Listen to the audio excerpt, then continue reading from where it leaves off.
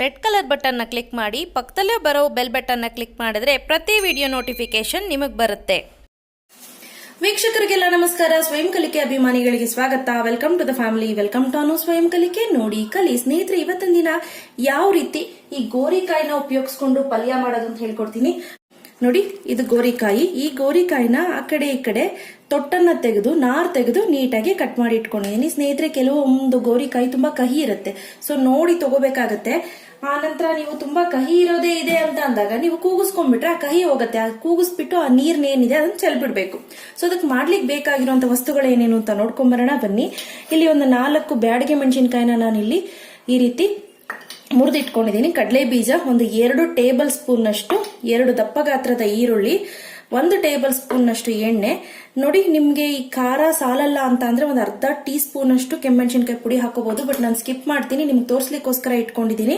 ಆ ನಂತರ ರುಚಿಗೆ ತಕ್ಕಷ್ಟು ಉಪ್ಪು, ಅರಿಶಿನ ಒಂದು 1/4 ಸ್ಪೂನ್ ನಷ್ಟು, ಟೀ ಸ್ಪೂನ್ ನಷ್ಟು, ಕರ್ಬೇವಿನ ಸೊಪ್ಪು, ಸಾಸಿವೆ ಒಂದು 1/4 ಟೀ ಸ್ಪೂನ್ಗಿನ್ನ ಕಡಿಮೆ, ಉದ್ದಿನ ಬೇಳೆ 1 ಟೀ ಸ್ಪೂನ್ ಅಷ್ಟು, ಕಡಲೆಬೇಳೆ 1 ಟೀ ಸ್ಪೂನ್ ಅಷ್ಟು. ಆ ನಂತರ ಹಿಂಗು ನೀವು ಯಾವ ಬ್ರ್ಯಾಂಡ್ ಆದ್ರೂ ತೆಗೆದುಕೊಳ್ಳಿ. ಆ ನಂತರ 1/2 ಟೊಮೆಟೊ. ಮಾಡೋ ವಿಧಾನ ನೋಡ್ಕೊಳ್ಳೋಣ ಸ್ನೇಹಿತರೆ. ಒಂದು ಪಾತ್ರೆ ಇಟ್ಕೊಂಡಿದ್ದೀನಿ. ಆ ಪಾತ್ರೆಗೆ ಕಡಲೆ ಬೀಜ ಹಾಕೊಳ್ಳೋಣ. ಕಡಲೆ ಬೀಜ ಹಾಕೋದ್ರಿಂದ ಟೇಸ್ಟ್ ಚೆನ್ನಾಗಿರುತ್ತೆ.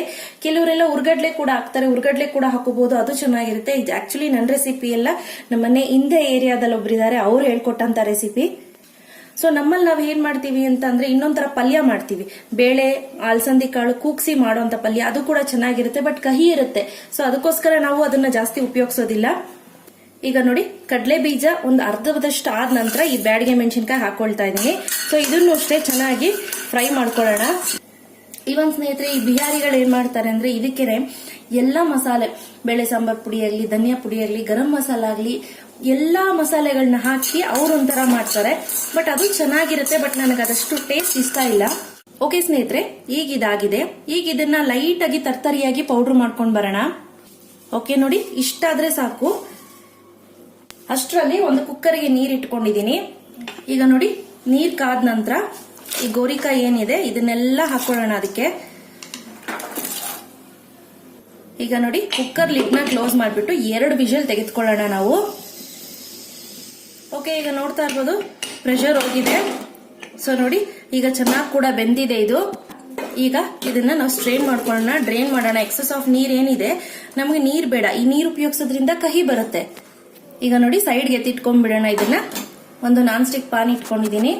ಈಗ ನೋಡಿ, ಎಣ್ಣೆ ಕಾದ ನಂತರ ಈ ಸಾಸಿವೆ ನೋಡಿ, ಸಾಸಿವೆ ಚಿಟ್ಕೊಟ್ಟ ನಂತರ ಈ ಕಡಲೆಬೇಳೆ, ಆ ನಂತರ ಈ ಉದ್ದಿನ ಬೇಳೆ ಎರಡನ್ನೂ ಹಾಕೊಂಡು ಫ್ರೈ ಮಾಡ್ಕೊಳ್ಳಿ. ನೋಡಿ, ಅರ್ಧ ಭಾಗದಷ್ಟಾಗಿದೆ.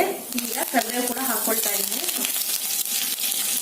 ಈಗ ನೋಡಿ, ಈರುಳ್ಳಿ ಇದನ್ನ ಹಾಕೊಂಡು ಚೆನ್ನಾಗಿ ಫ್ರೈ ಮಾಡ್ಕೊಳ್ಳೋಣ.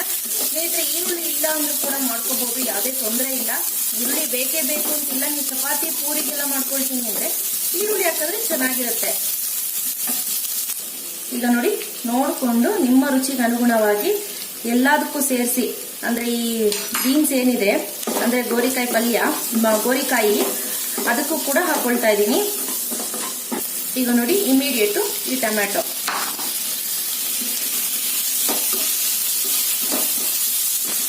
ಈಗ ಇದಕ್ಕೆ ನೋಡ್ಕೊಂಡು ಅರಿಶಿನ ಹಾಕೊಳ್ಳಿ.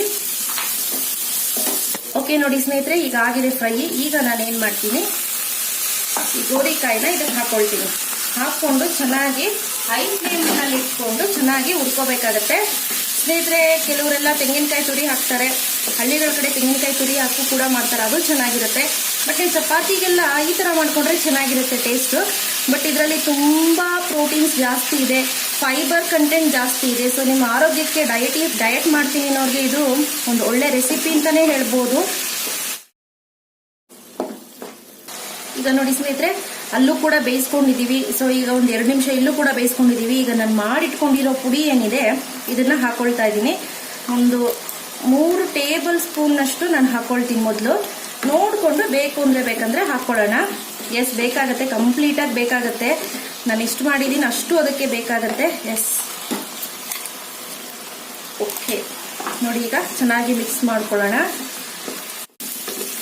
ಓಕೆ ಸ್ನೇಹಿತರೆ, ನಾವು ಈ ಕಡಲೆ ಬೀಜದ ಪೌಡರ್ ಹಾಕಿದ್ವಲ್ಲ, ಚೆನ್ನಾಗಿದೆ. ರುಚಿ, ಉಪ್ಪು, ಖಾರ ಎಲ್ಲ ಕರೆಕ್ಟ್ ಆಗಿದೆ. ಟೇಸ್ಟ್ ಅಂತೂ ಸೂಪರ್ ಆಗಿದೆ. ಸೊ ಹಾಗೆ ಇಮಿಡಿಯೇಟ್ ಫ್ಲೇಮ್ ಆಫ್ ಮಾಡ್ಕೊಳ್ತಾ ಇದ್ದೀನಿ. ಸೊ ಸೊ ಇದು ಚಪಾತಿ ಪೂರಿ ಎಲ್ಲದಕ್ಕೂ ಚೆನ್ನಾಗಿ ಹೊಂದ್ಕೊಂಡು ಹೋಗುತ್ತೆ. ಸ್ನೇಹಿತರೆ, ನೀವು ನೋಡಿ ನಿಮ್ಮ ಮನೆಗಳಲ್ಲಿ ಟ್ರೈ ಮಾಡಿ ಹೇಗಿತ್ತು ಅಂತ ನಿಮ್ಮ ಅನಿಸಿಕೆ ಅಭಿಪ್ರಾಯಗಳನ್ನ ನನಗೆ ತಿಳಿಸಬೇಕಾಗಿ ಕೇಳ್ಕೊಳ್ತೀನಿ. ಇದರಲ್ಲಿ ಯಾವುದೇ ರೀತಿ ಕಹಿ ಅಂಶ ಬರೋದಿಲ್ಲ ಈ ರೀತಿ ಮಾಡೋದ್ರಿಂದ. ಇವತ್ತು ನಾನು ಮಾಡಿದ್ದು ಇಷ್ಟ ಆಯ್ತು ಅಂದ್ರೆ ಲೈಕ್ ಬಟನ್ ಹಿಟ್ ಮಾಡಿ, ಇನ್ನು ಇಷ್ಟ ಆಯ್ತು ಅಂದ್ರೆ ಶೇರ್ ಮಾಡಿ. ಗೊತ್ತಲ್ವಾ ನನ್ನ ಚಾನಲ್ ಹೆಸರು ಅನು ಸ್ವಯಂ ಕಲಿಕೆ ನೋಡಿ ಕಲಿ. ಮತ್ತಷ್ಟು ಈಸಿ ಹಾಗೂ ಇಂಟ್ರೆಸ್ಟಿಂಗ್ ರೆಸಿಪಿಯೊಂದಿಗೆ ಮುಂದಿನ ಸಂಚಿಕೆಯಲ್ಲಿ ಭೇಟಿ ಆಗ್ತೀನಿ. ಟಿಲ್ ದೆನ್ ಟೇಕ್ ಕೇರ್, ಬಾಯ್.